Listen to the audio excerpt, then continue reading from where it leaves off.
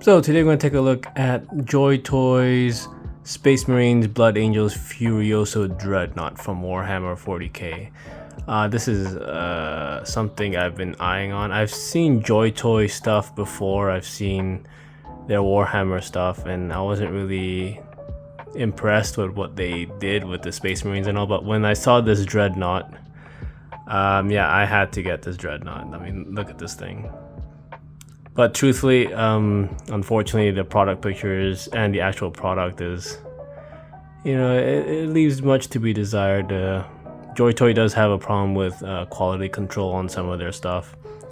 Yeah, so first foray, or first, how do you say, exposure with Warhammer was this.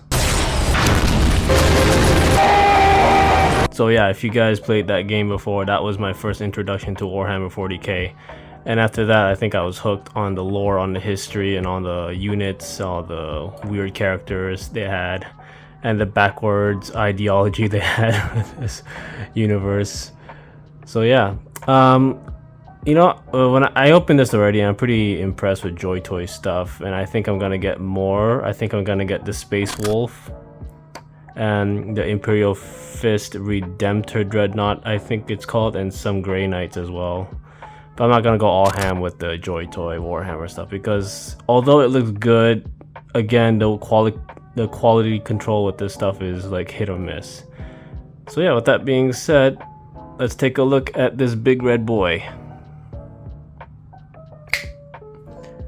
And here's the big boy himself. Yeah, now I don't know if this is a Venerable Dreadnought. Venerable Dreadnought is a Dreadnought that's been in service for hundreds and hundreds of years.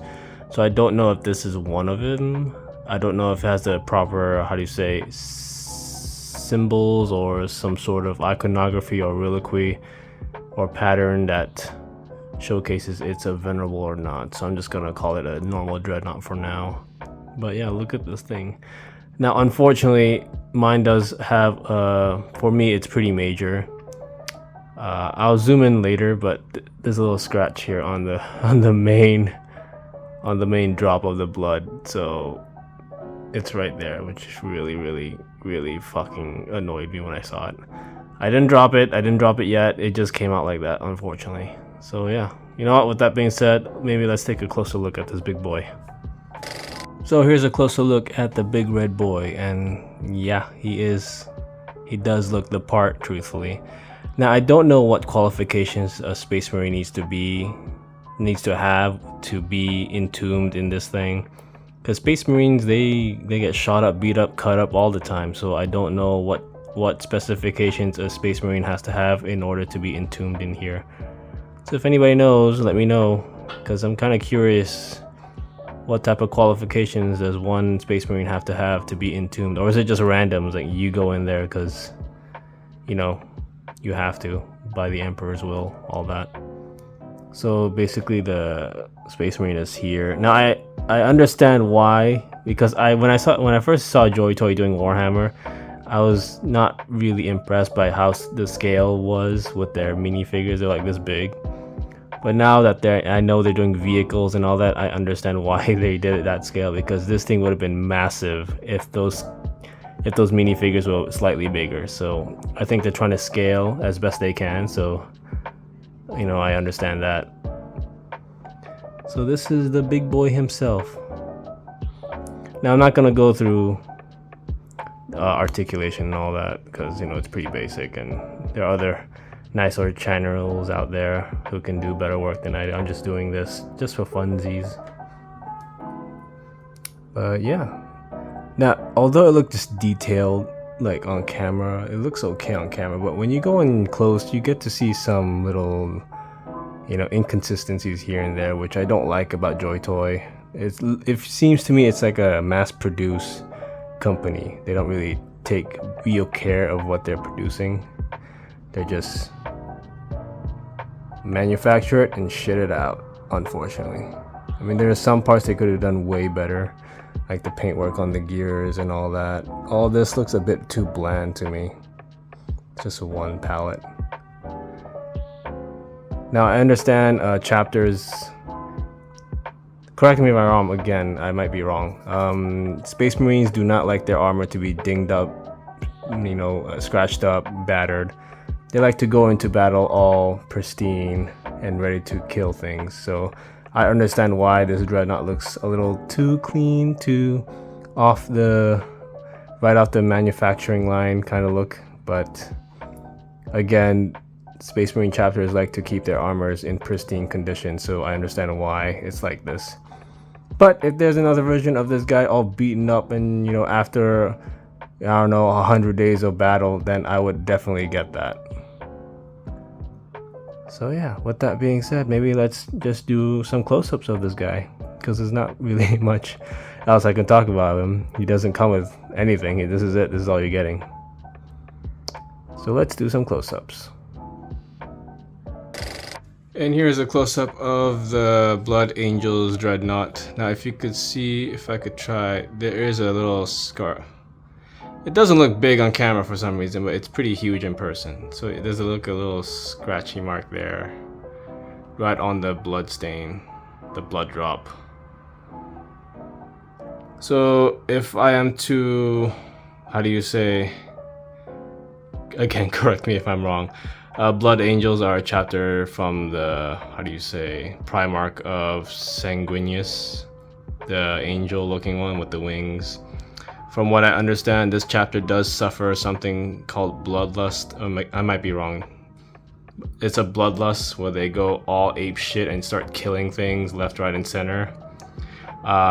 They inherited this bloodlust when their Primarch died, when Horus killed him.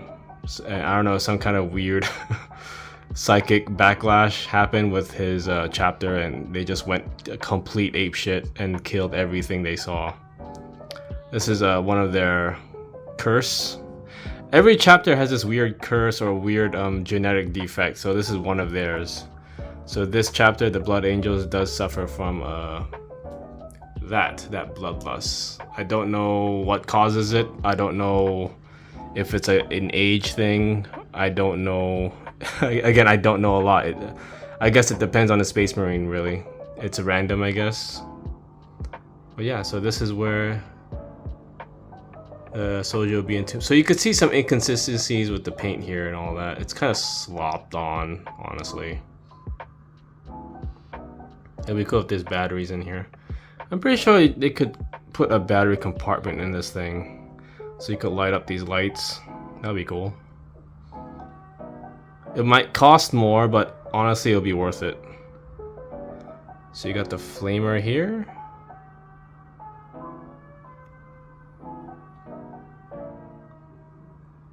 This thing is huge. This is my hand right now.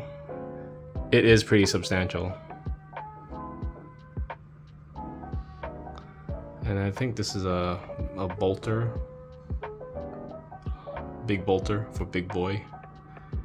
And again, his fingies you can articulate, but they're really stiff. So careful with that. I'm not gonna do anymore. I don't know the quality control of JoyToy. This is my first JoyToy, truthfully, so I'm gonna experiment a bit with this guy. I don't know what these are. Are these flare or grenade launchers? I think they're grenade launchers. But yeah, that's it. This is the, what is Furioso? I don't know what that means. Furious in Latin. Gothic Latin, I guess. All these symbols. I'm like the wrong person to ask for these things. But I do like Warhammer style, Warhammer.